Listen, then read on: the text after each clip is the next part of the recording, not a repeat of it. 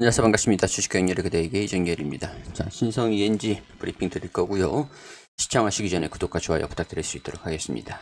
자, 코드번호 011930입니다. 신성 ENG가 드디어 반등의 조짐을 살짝씩 보여주는 것 같습니다. 자, 이게 반등의 시작이었으면 좋겠어요. 추세적인 상승 흐름들 이제 좀 보여줄 때가 되지 않았나 싶기도 하고, 근데 중요한 게 결국에는 실적이죠. 실적이 가장 중요하잖아요, 일단은. 자, 일단 이 기업에 대해서 비즈니스 서머리 한번 볼 수 있도록 할게요. 실적 부분들 재무제표랑 같이 볼게요. 자, 일단은 신성 솔라에너지에서 자, 신성 ENG, 신성 FA를 신규로 설립을 했고, 클린 환경 부분, 클린룸 제가 지금까지 설명을 드렸으니까 뭐 어떤 건지는 제외를 할게요. 그리고 재생에너지 사업 부분들, 태양광 모듈이죠. 태양광 모듈 산업 부분들을 하고 있는데, 이게, 조금 적자가 좀 나고 있었습니다. 클린 환경 산업 부분들, 신재생 에너지 부분들이 적자가 좀 나고 있었고, 클린 환경 부분들. 이거는 클린 환경 산업 부분들은 실적이 흑자가 참 잘 나고 있었던 상황들인데, 재생에너지 쪽으로는 이전에 좀 고정비가 좀 증가가 됐었고, 약간 이 수익성이 악화가 좀 됐었기 때문에, 이런 쪽에서, 좀 적자가 좀 나고 있었던 게 적자를 계속 이제 까먹고 있었던 그런 상황들이에요. 결국에는 신재생에너지 부분들이 이 사업부가 흑자가 나가지고 흑자를 돌이키는 게 결국 이 신성 ENG 기업이 주가가 올라가기 위한 선제 조건이다라고 설명을 할 수 있을 것 같습니다. 자, 일단 영업 자체로는 그냥 고만고만합니다. 사실 단기 순이익 적자가 좀 계속 나오고 있었던 상황들인데, 이 단기 순이익이 흑자로 돌아서는 이게 정말 중요할 것 같아요.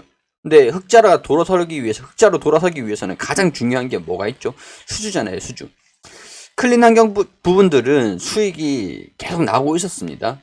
수익이 계속 나오고 있었는데, 이 태양광 쪽으로 수익이 나야, 계약이 들어와야 아무래도 이런 쪽으로 적자를 축소를 시킬 수 있는 상황들이었기 때문에, 공기청정기 특허 취득, 태양광 모듈 제조 특허 취득, 이런 얘기들이 좀 나오고 있었는데, 공시가 나온 지는 좀 됐는데, 이후에 특허 같은 경우에서는 약간 살짝 반응은 좀 있었던 상황들인데, 이게 수익으로 실적으로 이어질 것이냐, 이런 부분들이 가장 중요하겠죠. 근데 여기에서 좋은 소식이 하나 들려줬습니다. 4월 6일 전남 신안 태양광 발전소 건설 이 계약이 들어온 거라고 보시면 되겠죠. 인프라 개발업체 에퀴스하고 태양광 발전소 건설 운영 관리 계약을 체결을 했다라고 6일 밝혔습니다. 규모가 꽤 큰 것 같아요. 3.3메가와트로 전라남도 신안군에 위치해 있고, 2020년 에퀴스가 추진한 전남 신안 24메가와트 주민 참여형 태양광 발전소에 이어 두 번째 수주다. 3반기까지 상업운전 개시를 목표로 하고 있다. 그렇게 되면 여기에서 수익성이 좀 이제 악화가 됐었던 것들을 그나마 조금은 축소를 시킬 수 있지 않을까, 그런 기대감이라고 할 수 있을 것 같아요. 태양광 경쟁력 강화, 재생에너지 부분 성장을 기대가 된다. 이게 좀 이제 계속 반영이 좀 됐으면 좋겠다는 생각이 듭니다. 재생에너지 사업 부분의 수익성을 개선시키기 위해서 태양광 모듈 제조 경쟁력을 강화를 한다. 공정 시간을 줄이고 품질을 높이는 기술을 적용해 생산성을 향상을 시킬 계획이다. 클린 환경 재생에너지 부분을 주요 사업으로 영위를 하고 있다. 방금 설명드렸고, 고출력 태양광 모듈 개발과 새로운 기술의 원천 기술 확보를 위한 국책 과제를 수행을 하고 있다. 공정 시간을 감소시키고 수작업으로 인해 품질 저하를 개선해 생산성을 향상할 수 있다는 것이 신성 ENG의 설명이다. 매출액이 1696억 원으로 전년 대비 28%는 늘었습니다. 여기서 클린 환경 부분이 1387억 원으로 비중이 81%까지 차지하고 있어요. 근데 재생에너지 부분들, 태양광 모듈이죠. 309억 원에 불과한 상황들에서 지금 이 수주가 들어온 게 되겠죠. 재생에너지 부분이 실적이 부진했던 것은 글로벌 태양광 수요 증가와 태양광 모듈 원재료인 폴리실리콘 가격이 급등했기 때문이다. 자, 이 내용들을 보면은 폴리실리콘 가격이 안정화가 언제 될 것이냐. 지금 원유가 지금 살짝 조정을 받았다라고 해도 오른 상태에서 조정을 살짝 받은 것 뿐이에요. 이전처럼 원유가 싸고 그런 시절은 이제 끝났습니다. 우크라이나랑 러시아랑 전쟁을 하고 원유 가격이 상승을 하면서 화학 업체들에 대한 단기 재고에 대한 영업이익은 증가되겠죠.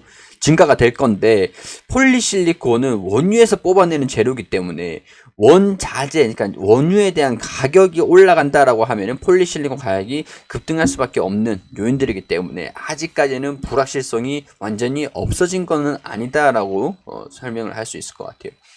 재생에너지 부분을 강화하기 위해서 경쟁력을 확보에 집중을 하고 있고 태양광 모듈 관련 특허도 취득을 했고 태양광 모듈 제조 공장의 특허 관련 기술이나 출력을 높일 수 있는 제품을 신규 생산해낼 계획이다 라고 하기 때문에 재생에너지에 대한 부분의 수익성이 개선이 된다라고 하는 것들 살짝 기대까지는 해볼 수 있는 상황들일 것 같습니다. 반도체 H단지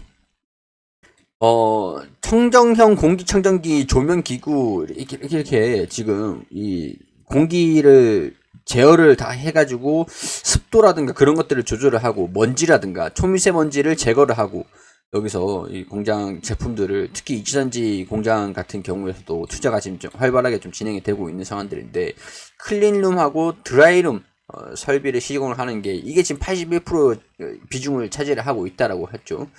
이차전지 업황이 성장을 하는 모습들을 보여주고 있는 상황들이기 때문에 투자가 계속 이어지고 있는 상황들인데 증설이나 투자를 늘리고 있기 때문에 공장 증설을 한다라고 하면 이 클린룸과 드라이룸이 필수적으로 필요한 상황들이라 아무래도 이런 쪽으로는 당분간은 흑자가 계속 나지 않을까 보고 있는 상황들입니다. 재생에너지 부분도 올해는 실적 개선이 기대되고 있다라고 하는데 지난해 모듈 원재료인 폴리실리콘의 가격 급등 수익성 어려움을 겪었다. 근데 뭐 폴리실리콘 가격이 2020년 저점 대비해서 376%나 증가됐다라고 해요. 근데 아직까지도 상승을 하고 있는 상황들인데 탄소중립 기본법이 시행되면서 재생에너지 사업의 수혜를 기대한다라는 입장이다. 그러면 탄소중립 기본법이 시행이 되면서 재생에너지 사업의 수혜가 기대가 된다라고 하는 것들은 시간이 어느 정도는 조금 아직까지 필요한 것들이 아닌가. 근데 이전보다는 사실 지금 이 기다리는 시간이 조금은 좀 덜 필요한 상황들이니까 기다리는 이 시간이 그래요. 일단 여기서 내용들을 보면은 지난해 4분기 태양광 모듈 재고가 없을 정도였다. 올해도 정부 기관 등 재생에너지 확대 기조가 늘어남에 따라서 태양광 수요가 늘어나는 호조를 조심스럽게 기대하고 있다. 여기서 포인트가 4분기이지 않을까. 4분기. 재고가 없을 정도였다라고 하면은 재고가 없을 정도로 판매가 잘 이루어졌다라고 이어질 수가 있잖아요. 재고가 없을 정도였다. 그렇기 때문에 이 실적을 언제 반영을 시킬 것인가. 결국에는 1분기 실적, 2분기 실적이 중요하지 않겠나 그런 생각들이 드는데 사업 보고서를 통해서 뭐 일단 실적이 얼마나 나온지는 여기서 잠깐만요. 아직까지 뭐 실적을 발표를 한 건 아닌 것 같은데 보통 이제 3월이 지나갔으니까 5월 중순쯤에 1분기 실적을 좀 발표를 하기도 할 겁니다. 4분기의 실적을 재고가 부족했을 정도라고 하니까 1분기에는 조금 개선되는 모습들을 바라봐야 되는 상황들이 아닐까.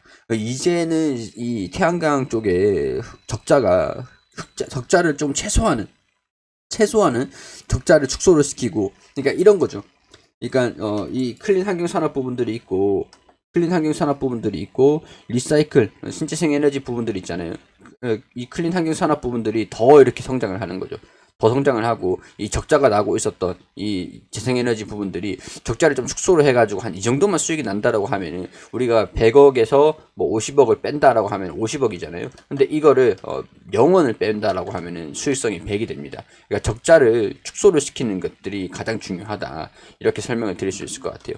약간 이런 실적들 이번 4분기 같은 경우에서는 재고가 없을 정도였다라고 하다 보니까 이번 1분기 같은 경우에서는 1, 2분기 이런 적자를 최소한 축소를 시키는 그런 모습들을 좀 보여주면서 적자를 축소시키는 모습들을 보여주면서 개선이 되는 모습들 보여주기를 한번 기대를 한번 해보자, 이렇게 설명을 할 수 있을 것 같아요.